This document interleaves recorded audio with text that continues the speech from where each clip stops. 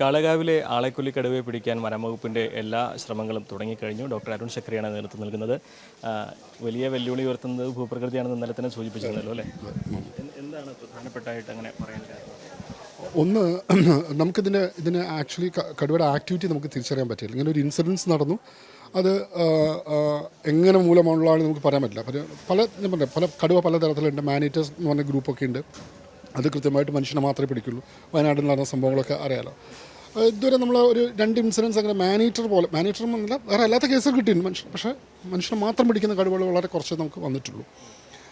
അപ്പോൾ ഇതിൻ്റെ ആക്ടിവിറ്റി നമ്മൾ തിരിച്ചറിയാണ് ചെയ്യുന്നത്. ഇത് എവിടെയാണ് നിൽക്കുന്നത്, ഇതിൻ്റെ ഹോം റേഞ്ച് എത്രയാണ്, ടെറിട്ടറി എത്രയാണെന്ന് ഐഡൻറ്റിഫൈ ചെയ്യാൻ വേണ്ടിയിട്ട് അപ്പോൾ നമ്മൾ ചെയ്യാന്ന് പറഞ്ഞാൽ 3 ടീമുണ്ട്. 3 ടീം നമ്മൾ ആ കടുവ ഉണ്ടാവാനുള്ള സാധ്യത ഏരിയയിൽ കംപ്ലീറ്റ് തെരച്ചിൽ നടത്തും. അതിനിടയ്ക്ക് ചാൻസ് എൻകൗണ്ടർ വരികയാണെങ്കിൽ നമ്മൾ മയക്കൊടി വെക്കുകയും ചെയ്യും. ഓക്കെ. ദെൻ രണ്ടാമത്തെന്ന് പറഞ്ഞാൽ നമ്മൾ ഇത് ഗ്രിഡായിട്ട് തിരിച്ചിട്ട് ക്യാമറ ട്രാപ്പ് വെക്കും. അപ്പോൾ റീക്യാപ്ചർ മെത്തേഡ് നമ്മൾ അതിന് പറയാം. അതിൻ്റെ മുകളിൽ നമുക്ക് കിട്ടുന്ന ഇമേജസ് നമ്മൾ പഠിച്ചു കഴിഞ്ഞിട്ട് ഇതിൻ്റെ എവിടെയാണ് ഇവൻ്റെ ആക്ടിവിറ്റി എന്ന് അറിഞ്ഞു കഴിഞ്ഞ ശേഷം അവിടേക്ക് നമ്മൾ പ്രഷർ കൊടുക്കുക ചെയ്യും.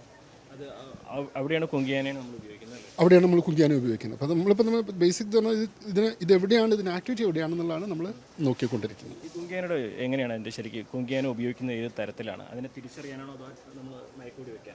3 രീതിയിൽ നമ്മൾ. ഒന്നെന്ന് പറഞ്ഞാൽ ഈ ആനകളിൽ പ്രത്യേകിച്ച് ഈ 2 ആന എന്ന് പറഞ്ഞാൽ വളരെ ടൈഗർ ഇത് നമ്മൾ ഉപയോഗിച്ച ആനകളാണ്. അപ്പം ശരിക്കും അതെ.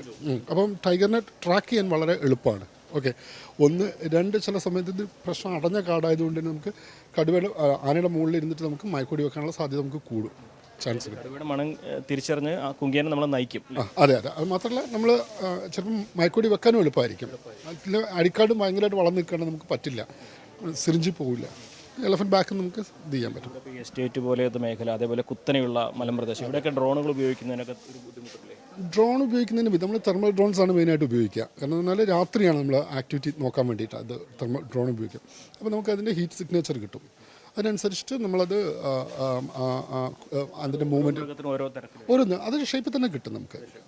അപ്പോൾ ടൈഗർ നമുക്ക് തിരിച്ചറിയാൻ പറ്റും. നമ്മൾ വയനാട്ടിലൊക്കെ എക്സ്റ്റൻസീവ്ലി ഉപയോഗിച്ചാൽ അത് തന്നെയാണ്. ഇവിടെ ഇപ്പോൾ നമ്മൾ മയക്കൂടി വെച്ച് പിടിക്കാനാണോ കൂട് വെച്ച് പിടിക്കാനാണോ പ്രയോറിറ്റി? എല്ലാ പ്രയോറിറ്റി എല്ലാം നോക്കുന്നുണ്ട്.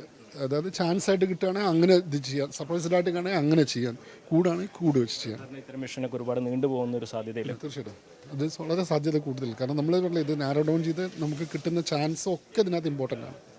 ഒരു സമയപരിധി പറയാൻ കഴിയില്ല? ഇല്ല, പറ്റില്ല. ലോങ് ഓപ്പറേഷനാണ്. 28-29 ദിവസം വരെയൊക്കെ ചിലത് പോകാറുണ്ട്. അതെ. അതെ, തീർച്ചയായിട്ടും ഫുൾ ടീം ഇറങ്ങിയിട്ടുണ്ട്. ഓക്കെ.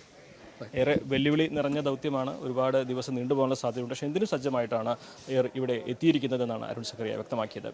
അഖിലോട്ട് പറകൊപ്പം CV Anumod, News 18.